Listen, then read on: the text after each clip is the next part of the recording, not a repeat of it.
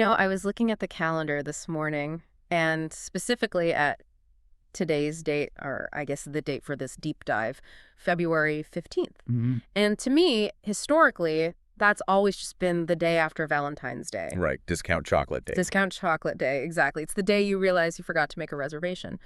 But then I opened up the Sork packet you sent over, and I realized I've been looking at this date and maybe the whole calendar completely wrong. It is a bit of a shock to the system, isn't it? I mean, we're so used to the calendar just being this grid of empty boxes that we fill up with meetings and, birthdays. Yeah. We don't really think of the dates themselves as having weight. Exactly. And usually when we do these deep dives, we move horizontally. We start at year X, we walk down the timeline to year Y. It's all linear. But the research here argues we need to look vertically. It's like treating a single date, February 15th, like a geological core sample. And that is the mission today. We are not looking at a timeline. We're looking at a longitudinal cross-section. And the argument these sources make is, well, it's pretty bold. Yes. They claim that if you drill down into this one specific date, you hit a pressure point in the history of Black liberation and resistance. It almost sounds like a conspiracy theory at first. Everything happens on February 15th, but then you actually read the documents, and we've got court records from 1804, military logs from 1898, even billboard charts from the 60s. It's not random. Not at all. It's an unbroken chain. It creates this narrative arc that is, it's almost too perfect for fiction. We're going to trace a story today that starts with legal deception, moves to violent insurrection, expands into global imperialism, and then it ends with cultural dominance. And every single beat of that story lands on the 15th of February. It's like the universe set a recurring calendar invite for struggle and triumph. So where do we start? Let's peel back that first layer. We have to go way back. Early 19th century, 1804. February 15, 1804. We're in Trenton, New Jersey. Okay, now, for anyone who knows their Civil War history, New Jersey is a free state. It's in the north, so you'd assume they were on the right side of history, early on. You would assume. But the sources highlight something I think a lot of people miss. New Jersey was dragging its feet. Big time. New Jersey was the absolute last northern state to pass an abolition law. And on February 15th, 1804, they finally passed an act for the gradual abolition of slavery. That word gradual is doing a lot of heavy lifting there. It's doing all the work. Is the most important word in that document. If you just read the headline or, the textbook summary, you think, great, slavery is over New Jersey. But the sources here, they urge us to look at the fine print. Because it didn't actually free anyone. Not a single living adult. If you were enslaved on February 14th, you were still enslaved on February 16th. Nothing changed for you. I read that section twice because I thought I misunderstood it. It's unbelievable. The law was prospective. It said the children born after July 4, 1804 would be free. But, and this is the cynical brilliance of the whole thing. There's always a but. There is. Those free children were legally bound to serve their mother's enslaver. Females until they were 21, males until they were 25. So, okay, let me get this straight. You're born free, but you can't leave, you don't get paid, and you have to work for the person who owns your mother until you're a fully grown adult. Yes. That sounds less like freedom and more like a long-term lease. Exactly. It's a transfer of title, not a transfer of condition. The sources call it the illusion of freedom. The state gets its moral victory, but the slaveholders don't lose their labor force for another 2 decades. It's just asset management. It's an economic hedge. We'll free you, but only after we've extracted all of your prime working years. It is. And it was sticky.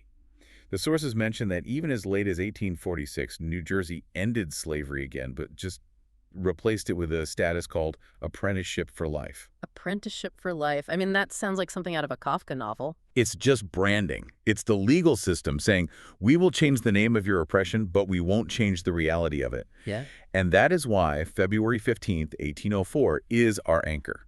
Okay. It establishes this baseline. The law will not save you. The law is designed to maintain the status quo while appearing to change. Which sets up the psychological shift for our next date perfectly. Because if the lesson of 1804 is the law is a trick, then the lesson of 1851 is... So stop playing by the rules. Exactly. We jump forward 47 years, February 15th, 1851, Boston, Massachusetts. And the vibe here is completely different. 1804 was a stuffy legislative chamber. 1851 is an action movie. Yeah, we're talking about a man named Shadrack Minkins. Shadrack Minkins. He had escaped enslavement in Virginia and made his way to Boston. He's working as a waiter, just trying to live a normal life. But remember, this is 1851. The Fugitive Slave Act had just passed. Right, and for anyone who needs a quick refresher, that act basically turned the entire country into slave territory. It didn't matter if you were in Boston or New York, federal marshals could come and get you. And you had no right to a trial. It federalized the slave catchers. So Minkins is arrested while he's serving breakfast. He's being held in a federal courthouse. Now, in 1804, the strategy would have been to, what, petition the legislature? Hope for a gradual law, maybe. But this group in Boston, they didn't file a petition. No. On February 15th, a group of black abolitionists, led by a group called the League of Freedom, though there were white allies there too, they stormed the courthouse. And I want to pause on stormed. We are not talking about a protest outside with signs. No. We're talking about breaking down the doors, physical combat with the marshals. They overpowered the guards and physically lifted Shadrack Minkins out of the room. That's incredible to picture. Broad daylight, in Boston, a federal building. And the risk. Yeah. Under the Fugitive Slave Act, helping an escapee meant massive fines, prison time. I mean, this was treason in the eyes of the government. No. But they didn't care. They hid Minkins in the attic of a widow on Beacon Hill and then trafficked him through the Underground Railroad all the way to Montreal. So the contrast between these two February 15th is just, it's so stark. 1804 is, wait your turn for a freedom that might never come. And 1851 is taking it with your own two hands. It's the shift from passive reliance on the state to active community defense. The sources argue this is the template for everything that comes later, right? Absolutely. From civil rights sit-ins to modern movements, it's the realization that when the law is unjust, the moral imperative isn't to change it slowly. It's to break it immediately. So we've got the failure of law and the rise of resistance. But the next link in the chain throws a total curveball. We leave the U.S. mainland entirely. February 15th, 1898. The USS Maine. Remember the Maine? To hell with Spain. I remember this from high school history. The ship explodes in Havana Harbor, starts the Spanish-American War. But I have to be honest, when I saw this in the stack, I scratched my head. How is this part of a Black liberation timeline, it feels like? Pure military history? It's a fair question, because it's usually taught as this conflict between nations. But you have to look at the consequences of that explosion. The sinking of the Maine is the catalyst that turns the United States into an imperial power in the Caribbean. Okay, so the U.S. kicks Spain out of Cuba and Puerto Rico. That changes the map. Right. But think about who lives in Cuba and Puerto Rico. These are massive Afro-Caribbean populations. Before February 15th, 1898, the U.S. color line, Jim Crow, segregation, the one-drop rule, it stopped at the water's edge. And after this war? The U.S. exports its racial hierarchy to the islands. I see. So it's not just about territory. It's about an expansion of the battlefield for Black people. Hugely so. The sources detail how the U.S. military occupation brought American-style segregation to Havana. It changed who could own land, who could vote. It effectively annexed millions of Black people into the American sphere of influence, whether they wanted to be there or not. So if 1804 is the domestic legal struggle, and 1851 is the domestic physical struggle, 1898 is the moment the struggle goes international. It creates a Black diaspora politics. Suddenly, the fight for rights in Mississippi is, well, it's geopolitical cousins with the fight for independence in Havana. It widens the scope. Which leads us directly to the next date, because if 1898 is about the U.S. empire expanding, this next February 15th is about the world screaming back. February 15, 1961, we're jumping to the height of the Cold War. And the assassination of Patrice Lumumba. This is a heavy one. Lumumba was the first legally elected prime minister of the Congo, and he represented a terrifying idea to the West, an African leader who actually wanted control over his own country's resources. He wanted the wealth of the Congo to stay in the Congo. And for that, he was killed. He was executed on January 17th with the complicity of Belgian authorities and the CIA. But, and this is why dates matter so much, the cover-up was so extensive that the world didn't get confirmation until mid-February. So the anger had just been building. Rumors were swirling. But on February 15th, 1961, the dam broke. The sources describe it as a global scream. And this wasn't just in the Congo, right? No, this is what connects back to that 1898 expansion. Because the struggle had gone global, the reaction was global. On February 15th, there were riots in London, protests in Cairo, demonstrations in New York at the UN. At the UN. In New York, Black protesters actually stormed the UN Security Council chamber. That's a direct callback to storming the courthouse in 1851. It is the exact same energy, just scaled up. It was the moment the black world realized that Western powers would not just grant independence. They saw that the same powers enforcing Jim Crow in America were assassinating leaders in Africa. It links the civil rights movement to Pan-Africanism. It's no longer just, we want a seat at the lunch counter. It's, we want the West off our necks. February 15, 1961 is the day that solidarity went from an academic theory to visceral street-level rage. It's heavy. I mean, you look at this list so far, deception, fugitive hunts, imperial wars, assassinations, it feels like a history of things being done to people. But then, the timeline shifts gears. It really does. The sources for the next entry aren't government files, they're music charts. February 15, 1964. So set the scene for us. It's early 1964. The British invasion is in full swing. The Beatles are on Ed Sullivan. They are absolutely dominating the culture. They hold the top spots on the charts. They feel invincible. They are the future. Right. And then on February 15th, a song hits #1 that has absolutely no business being there. Hello, Dolly, by Louis Armstrong. Louis Armstrong, a 62-year-old jazz trumpeter from New Orleans. It is hilarious when you think about it. You have the Fab Four, the voice of the youth generation, being knocked off their pedestal by a man old enough to be their grandfather, singing a Broadway show tune. But think about the subtext. We're in the thick of the civil rights legislative battles. The Civil Rights Act is being filibustered in the Senate, and here's this black man whose career stretches back to the very roots of jazz, asserting what the sources call cultural authority. Cultural authority. I like that term. It's the assertion that despite the Beatles, despite the white co-optation of rock and roll, the root of American music is still black.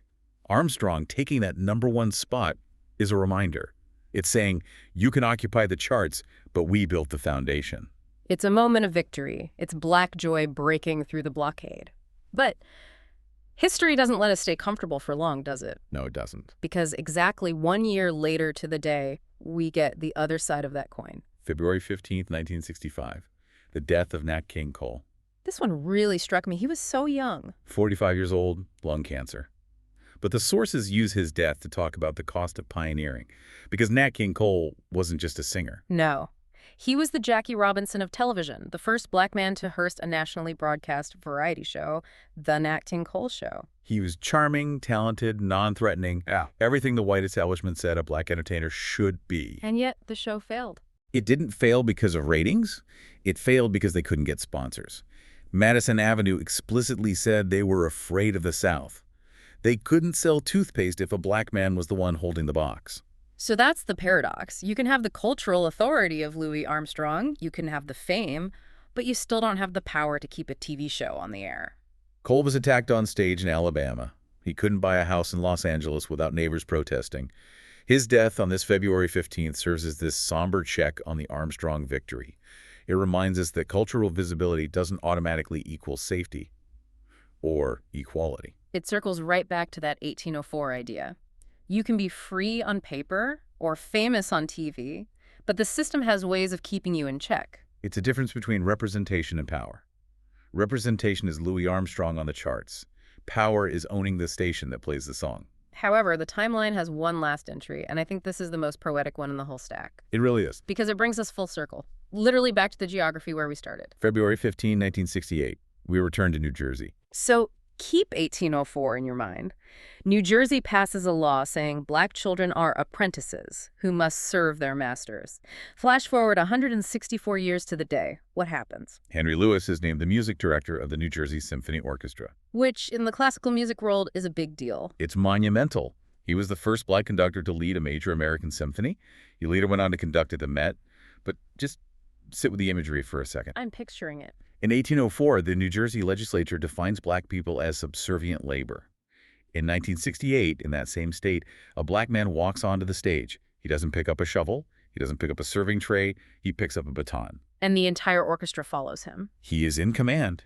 He is interpreting the canon of Western classical music, Mozart, Beethoven. He is transforming an institution that for centuries just assumed whiteness was the default. It's the ultimate rebuttal to the 1804 law, from apprentice for life to maestro. It really brings that whole longitudinal cross-section idea home. When you stack these events, they aren't just trivia, they're a conversation. They are. It's a conversation about agency. So let's just recap that flow, because I want to make sure I have this stack clear in my head. Sure. At the bottom, 1804, you've got the legal trick. Freedom with an asterisk. Then 1851, the physical rebuttal. Storming the courthouse because the legal trick isn't working. Then 1898, the imperial expansion. The U.S. borders and its racial problems expand. Followed by 1961, the global scream. The world reacts to the price of that imperialism. Then you have the cultural layer, 64 and 65. Armstrong proves black culture is central to America.